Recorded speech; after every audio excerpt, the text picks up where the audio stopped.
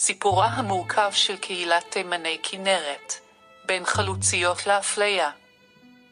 בשנת 1912 הגיעה קבוצה קטנה של 14 משפחות יהודיות מתימן לחופי הכנרת.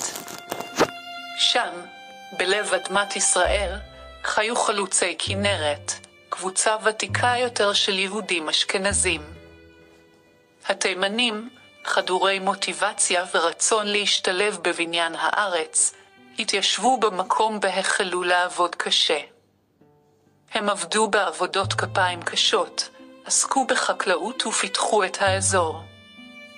תנאי חייהם היו קשים, הם התגוררו במבנים ראויים, סבלו ממחלות קשות ומחסור במזון. אך הקשיים לא נגמרו שם. קבוצת חלוצי כנרת לא קיבלה את פני התימנים בברכה. יחסם היה מתנשא ואף משפיל. הם ראו בתימנים נחותים מהם, הן מבחינה תרבותית והן מבחינה גזעית. התימנים סבלו מאפליה קשה. תנאי האפליה היו שלא הורשו לקבור את מתיהם בבית הקברות של חלוצי כנרת, נאלצו לעבוד בשכר נמוך ונושלו מאדמותיהם. יחס עוין, חברי קבוצת חלוצי כנרת ראו בהם זרים, הפריעו להם לקיים את מנהגיהם ואף כינו אותם שחורים. הדרה חברתית, התימנים לא הוזמנו לאירועים חברתיים, ילדיהם לא התקבלו לבתי הספר של חלוצי כנרת והם סבלו מנידוי חברתי. למרות הקשיים, קהילת תימני כנרת לא התייאשו. הם המשיכו לעבוד קשה, הקימו בית כנסת משלהם ודאגו לחינוך ילדיהם.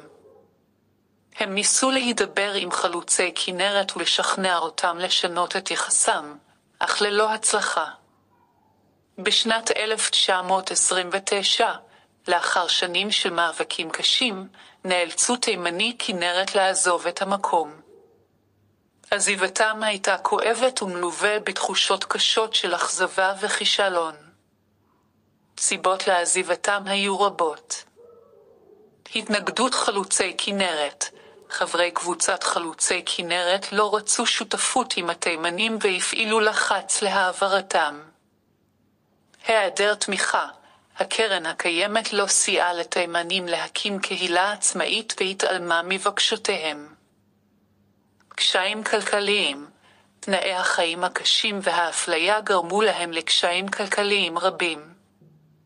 תימני כנרת עברו לרחובות, שם הקימו את כפר מרמורק. שם זכו סוף סוף לחיים של קהילה עצמאית ותומכת. תודה. רפי, תשמע, אני שמח. תשמע, זה אחד הסיפורים הכי הזויים בתולדות מדינת ישראל. אני נותן לך כך 2 דקות, שזה המון זמן, ספר לנו ברשותך מה קרה שם. ספר לנו את הסיפור של האנשים האלה, לפחות את הליבה, כי רוב האנשים לא יודעים על מה אני מדבר. מכנרת גורשו למעשה 2 קבוצות של תימנים. קבוצה אחת הגיעה ב-1910-11 וגורשה אחרי כמה חודשים, בעצם 1911 אולי, לקראת 12, וגורשה אחרי כמה חודשים. הקבוצה השנייה שעליה אנחנו מדברים הגיעה ב-1912 לכנרת, שהתה שם 18 שנה, וב-1930 הם נאלצו לעזוב את המקום נגד רצונם, אחרי מסכת התעללות קשה של המוסדות ושל מתיישבי קבוצת כנרת, עברו לשכונת מרמורק או לכפר מרמורק ברחובות. עכשיו תראה, אתה אומר את השנים ואת המספרים ברשותך, כי זה קצת מהמם אותי. אתה מדבר בעצם על אנשים שהגיעו במקביל למה שנקרא העליות הראשונות. אבל בספרי... העלייה השנייה, מדובר בתקופה שמכונה... העלייה השנייה. כן. אבל הם לא נמצאים בשום ספר היסטוריה, לא כתוב עליהם, לא מדברים עליהם, לא מלמדים אותם, כלום. תראה, מדובר בעצם בטרנספר הציוני הראשון. מאז מדינת ישראל גרשה הרבה פעמים תימנים ומזרחים אחרים, למשל תוחלת, זה עוד מקרה שקרה בשנות ה-60. המגמה הזאת של העלמה מהזירה הציבורית היא בעצם מנוגדת למה שקורה בעולם. בעולם היום מסירים הנצחה של המעבלים, של הגזענים, של אנשים שהחזיקו באידיאולוגיות בעייתיות, ומנכיחים את הקורבנות, את האוכלוסיות המוחלשות. בישראל זה בדיוק ההפך. בישראל מעלימים את ההיסטוריה של המוחלשים, במקרה הזה המזרחים, ומנציחים את גדולי הגזענים, מנציחים באתרים מאוד מכובדים בישראל. זה מה שקורה כאן. מה שאתה אומר אני רוצה רק להדגיש, הבורות הזו שהיא מכוונת מלמעלה ומתבטאת למשל ביום היציאה והגירוש, כאילו שאת התימנים גירשו מתימן. את התימנים גירשו מכנרת ומתוחלת, לא גירשו אותה מתימן. הבורות הזו שהיא מכוונת מלמעלה, יש לה מטרה.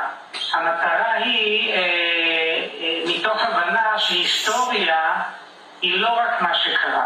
היסטוריה היא משאב חברתי, היא חלק מזהות, היא חלק מכוח של קהילה כשהיא באה להתמקח על החלק שלה בעוגה הלאומית. כשאתה מעלים את ההיסטוריה הזו, אתה מחליש את כל האלמנטים האלה, ואתה משאיר את הקהילה במעמד של מקבלים בלבד וכאלה שלא תרמו שום דבר, ולכן כשהם מבקשים את מה שמגיע להם, אומרים להם תרבות המגיע לי, תסמכו על עצמכם. זה בניגוד למשל לתנועה הקיבוצית, שבכל דבר שבאים אליה בטענות, אנחנו החלוצים, אנחנו הקמנו, אנחנו ייבשנו, אנחנו עשינו. אבל אתה יודע, אני רוצה ברשותך, אתה יודע, כי אם אני מסתכל על העולם, אחד הכוחות המרכזיים בהנצחה של המוחלשים ובעוולות העבר זו האקדמיה.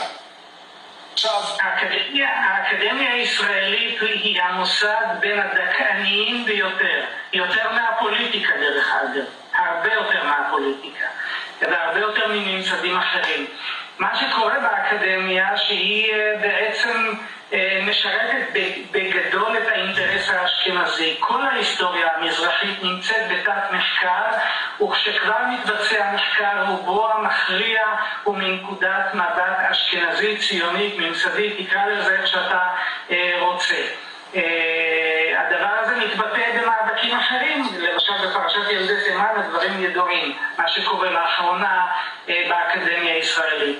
הדבר הזה הוא בכל העולם נחשב לבעיה של אתיקה במחקר. בישראל זה כנראה נחשב לאובייקטיביות אקדמית. אז אתה יודע, אני רוצה לשאול אותך, בוא נגיד שאני מסתכל על זה ואני יודע שזה חור עצום, גירוש כנרת, גירוש תימני כנרת, הוא חור עצום בהוויה הישראלית. גם היה איזו פסיקה של בית המשפט העליון שהייתה ממש מוזרה, בדיוק קראתי את זה, עם הרצון לשים לוח הנצחה על בית המוטור, שגם עברו... אני בזמנו כתבתי מאמר על המאבק הזה להנצחה ועל הסיפור של הגלגולים השונים של השלט. אני רוצה לציין שבשלט שקבוצת כנרת הציעה, התימנים והמוטור והמכונות הופיעו באותו משפט בלי נקודה ביניהם. כלומר, התימנים היו מכשירים בכלל. הם לא היו כנראה אנשים שצריך להזכיר אותם כאנשים, אלא זה היה באותו משפט, המוטור והתימנים התערבבו להם ביחד שם בסוף השלט, כשבתחילתו כמובן מופיעה שלישיית החלוצים.